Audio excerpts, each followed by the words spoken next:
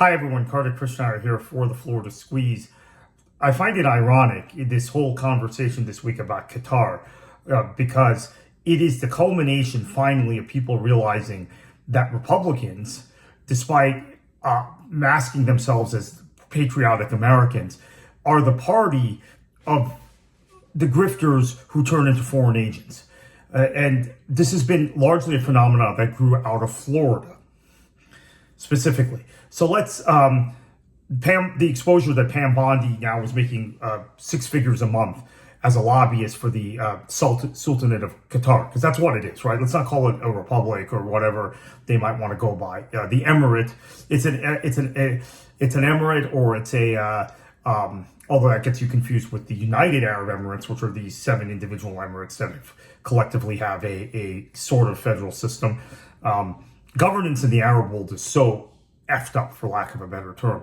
But the same people who are lecturing us about Americanism are the people, whether it's Roger Stone, Paul Manafort, Pam Bondi, Ballard Partners, these entities that are all people or entities all from Florida, taking money from foreign governments as American passport holders to try and influence American policy to be favorable to those countries. They are effectively foreign agents.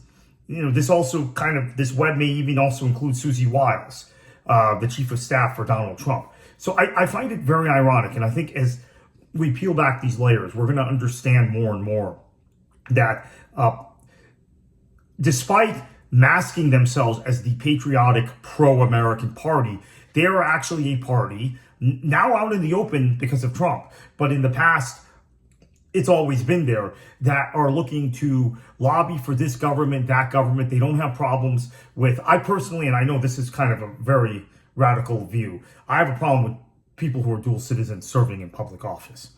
Because I think, particularly a federal office, because if you have a second passport, you're always going to be somewhat compromised in terms of your interests. And I'll say it even as a guy like Raja Krishnamurthy, who's a Democrat from Illinois, who's Indian, obviously, of Indian extraction, who is making such an issue out of anything related to Pakistan or anything related to China, because that's his Indianness. He's not acting in the United States' interest. He's acting in India's interest in those cases.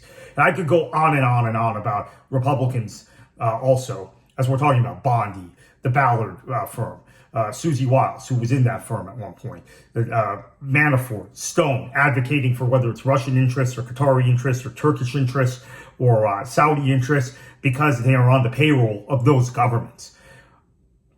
So we've had this Qatar problem in Florida for a long time. They're buying up stuff in this country, backed by lobbyists. That's against our national interests. It's against our sovereign interests as a sovereign country.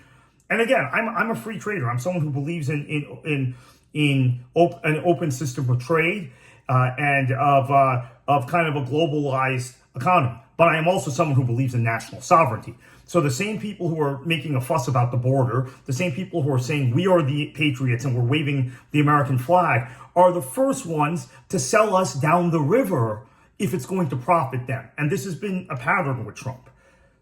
But it's not just a pattern with Trump. It's a pattern with wealthy, elite Republicans who don't see the inherent contradiction and how inherently it hurts this country if you're lobbying for a foreign government who, quite frankly, whose interests are probably contrary to ours. In the case of Qatar, I believe in the case of Saudi Arabia. I believe in many times in the case of Turkey, clearly in the case of Russia, clearly in the case of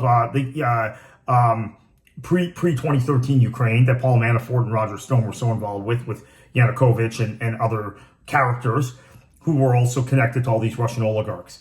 So I think this is a very serious issue, and I'm glad the lid is finally being blown off of it.